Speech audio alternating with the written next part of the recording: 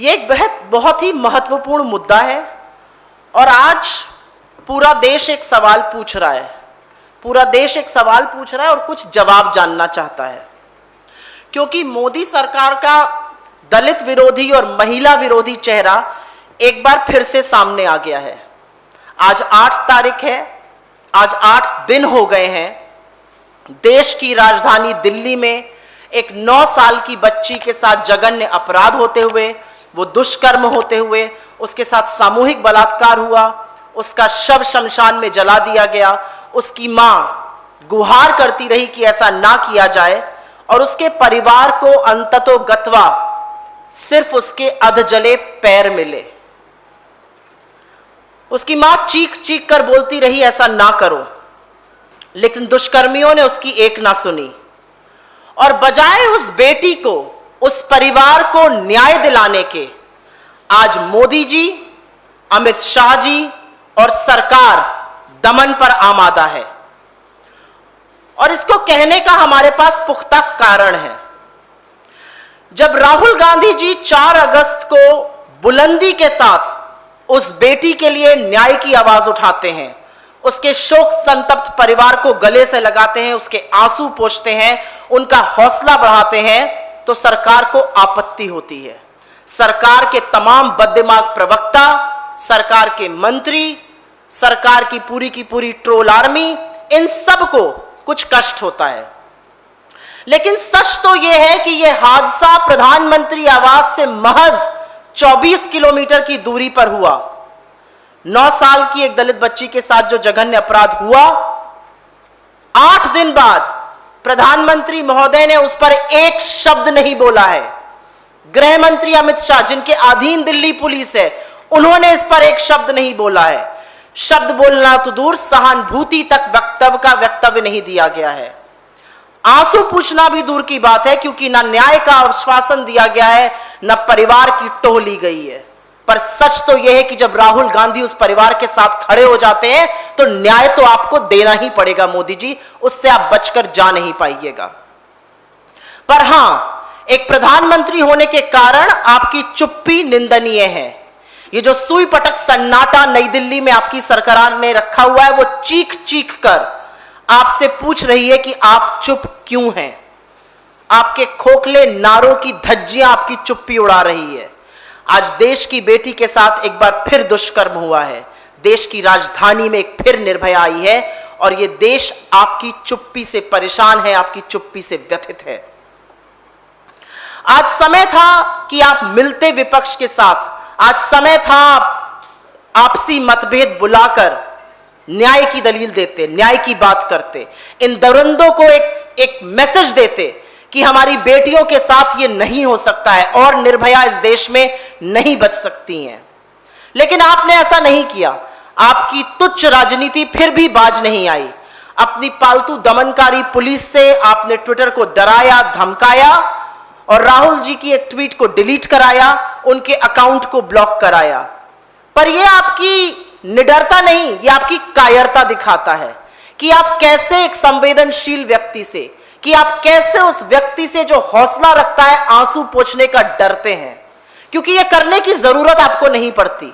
और यह मुद्दा सिर्फ राहुल गांधी जी के ट्विटर अकाउंट के साथ खिलवाड़ का नहीं है, यह मुद्दा आपकी चुप्पी का है, एक दलित गरीब बेटी के दमन का है। क्योंकि सच तो यह है कि national commission for scheduled caste भी वहां पर 2 तारीख को गया था, 2 अगस्त को, और उसमें आप ही के तमाम नेता थे। कुछ का नाम मैं ले देती हूं। उसमें विजय सांपला जी थे, अंजू बाला जी थी और तमाम आपके नेता थे। अरुण हल्दर जी थे, सुभाष पारदी जी थे और आज भी उनके ट्विटर अकाउंट पर वहां की फोटो, उनके परिवार की फोटो लगी हुई है। यह मैं 2 अगस्त की बात कर रही हूं। आपकी पूर्व सांसद और national commission for scheduled caste की मेंबर अंजू बाला जी ने ट्वीट किया 3 अगस्त को और फोटोग्राफ्स के साथ, वहां पर भी परिवार की पिक्चर है। और तो और तमामों ऐसे ट्विटर हैंडल हैं जहां पर परिवार की पिक्चर है, क्योंकि ये परिवार सड़क पर उतरकर बिलख बिलख कर, चीख चीख कर न्याय मांग रहा है। इनके चेहरे छुपाने की कोशिश जो आप कुत्सित कर रहे हैं, वो कहीं ना कहीं इनके दमन की तैयारी आप कर रहे हैं। लेकिन अकाउंट ब्लॉक होता है, ट्वीट डिलीट सिर्फ राहुल गांधी जी का ही क्यों होता है? और मैं एक बात और पूछना चाहती हूं, जो national commission for scheduled caste है वो तो संविधान की बनाई हुई एक संस्था है। जो उन्होंने 2 तारीख को दिखाया, जो उन्होंने 3 तारीख को दिखाया, अगर 4 तारीख को राहुल गांधी जी ने दिखाया तो इसमें क्या गलत था?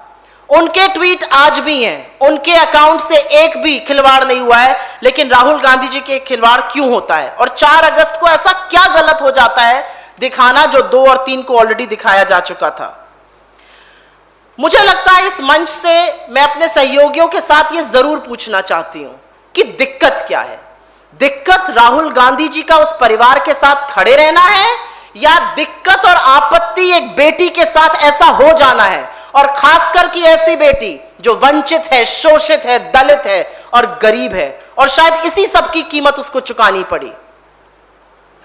एक न्याय की गुहार लगाती मां को, एक न्याय मांगते पिता को अगर राहुल गांधी जी ने गले लगा लिया तो ऐसा क्या गलत किया?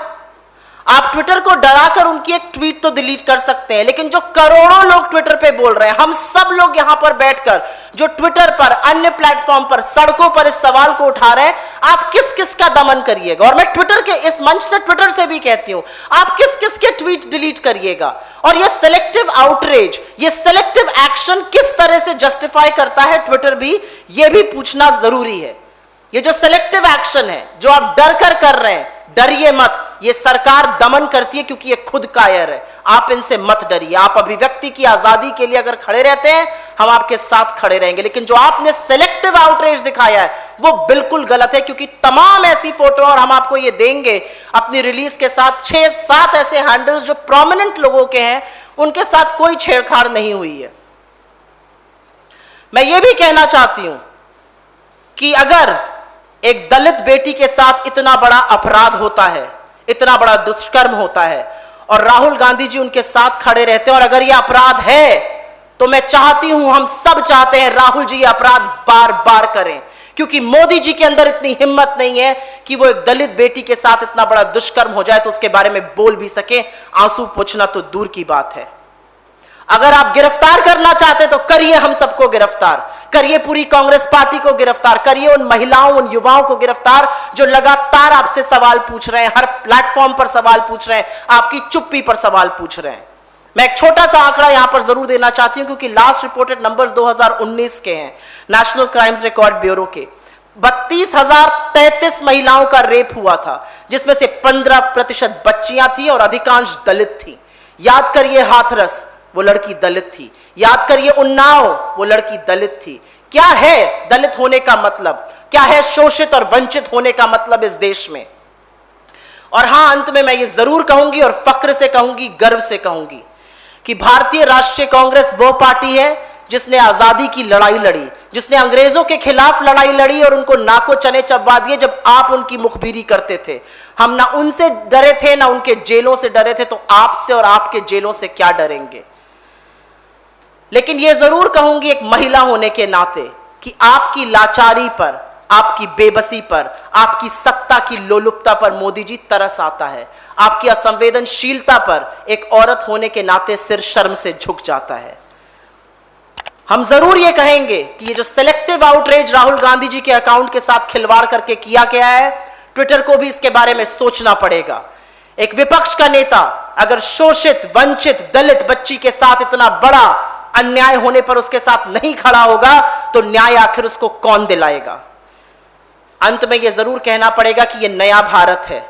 यहां पर आंकड़े मिलते हैं मुर्दों के, आंकड़े मिलते हैं बच्चियों के, आंकड़े मिलते हैं दुष्कर्म के। यहां पूरा सिस्टम जुट जाता है एक लड़ाई को रोकने के लिए। यह नया भारत है, लेकिन यह लड़ाई रुकेगी नहीं, क्योंकि राहुल गांधी जी ने सही कहा था, उनका नाम राहुल गांधी है, राहुल सावरकर नहीं।